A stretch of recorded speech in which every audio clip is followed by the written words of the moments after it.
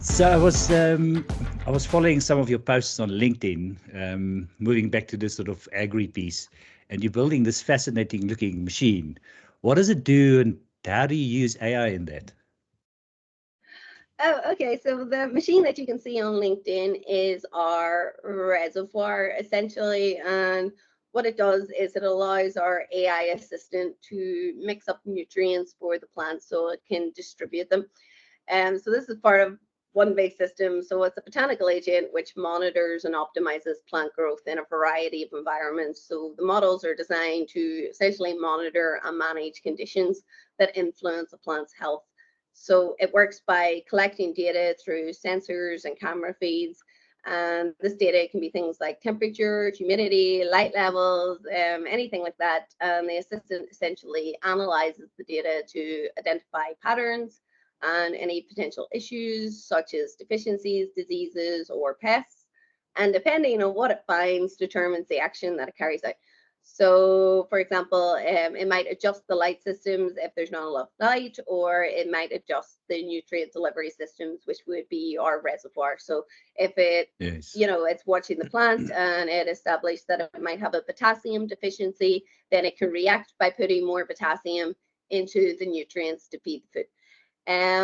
Yeah, so when used in agriculture specifically, it can, it'll obviously be adjusted to scale and use their own systems with their own, domain expertise in their field, but it can maximize crop yields, reduce labor costs, nutrients, chemical costs by, making that process more efficient.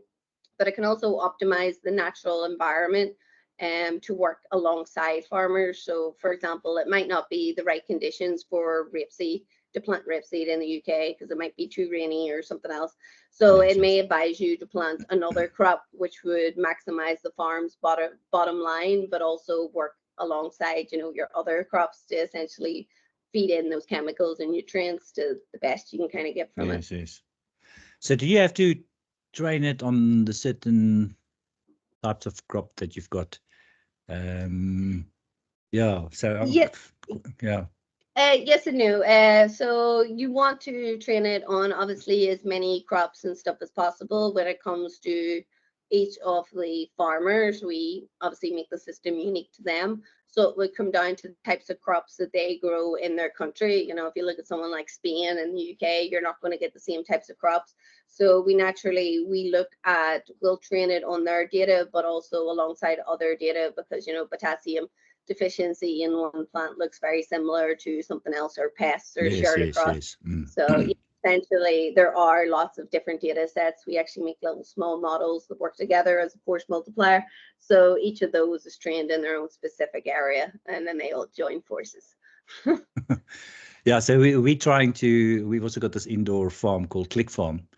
We're definitely not as sophisticated as that yet. We're also trying some technology to help us with sort of the environmental controls. But what? Our botanical agent. Botanical agent, yes. So you said uses cameras and then also then detects diseases and pests. Yep. So right now, we don't have the built-in to actually take action for the pest Yes, apart from yes. alert us. So if there's a pest there, we'll get a notification. Sometimes it'll speak to us and it'll be like, "Hey, Emma," or we'll get a notification on our phone. It really depends how you want to set it up. I Yes, have yes. all the systems obviously linked, but essentially that will alert us to a type of pest right now. It'll help us identify what it is, and then essentially we'll go and get whatever the chemical is to essentially Yes, get yes. rid of them and stuff like that. But like I said, a lot of our tests are obviously done under environmental control, so a lot of Yes. pests and stuff aren't that much of an issue until we actually bring them in. But yeah, so essentially we will be expanding it, that it will have systems that are essentially their own, just like we have the reservoir that will act for pests. Yes, yes. But we're just not at that stage yet. Yeah, but I think it's lovely. I think this really becomes useful at scale. Awesome. So being a startup and you're always busy and experimenting, which is awesome. What lessons have you learned trying to get into the startup space and getting a business off the ground, specifically in AI. It seems like everybody wants to AI everything these days. What lessons have you learned or suggestions can you give other startups? Well, obviously we've learned a lot over the last 5 years. Probably the most important advice I can give is to be true to yourself and to find something you're passionate about. Do not get involved in AI just because it is a buzzword or is a Yes. current trend. You need to find an interest in it, and you need to be looking like 5 to 10 years into the future rather than what people are already currently working on.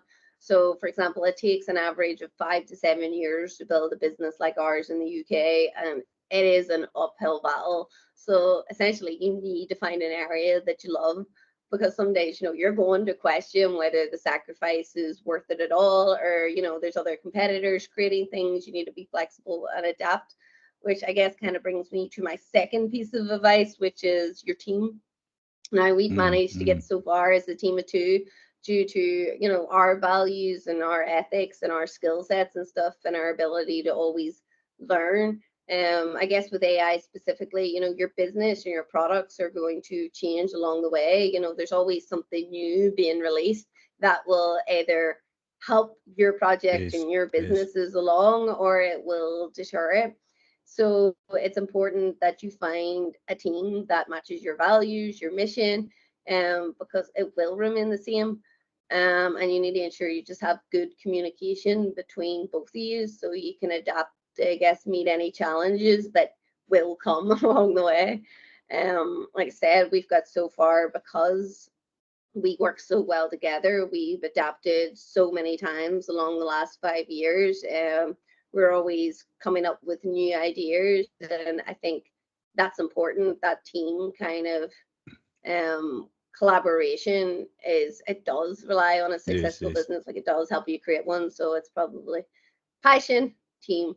Yeah, you'll get Yeah, there. I think it's so it's a major benefit to if you've got the right team, as you said, because then you can adapt, and because sort of larger organizations aren't able to adapt.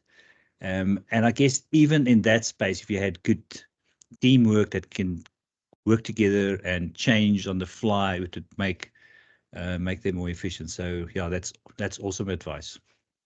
Yeah, team it's really important, because when it comes to like large organizations, like you're saying, they are slow to adapt, and a lot of their infrastructures and stuff, technology moves so quick and you can't always update it. But as a startup, you can be very fresh, you can have a lot of current systems and stuff, and with a small team, you can Yes. Yes. change those quite frequently. Where when you reach a larger scale, you don't have the flexibility to adapt and do that. But in terms of skill set, like me being able to market and me being able to sell, while Matt does a lot of the engineering and development, has cut a lot of our needs to go and get grants for a lot Yes. of Yes. things. So where people are, tied up in that process and waiting to get the money and all the rest of it, we're still moving, and we're moving every single day.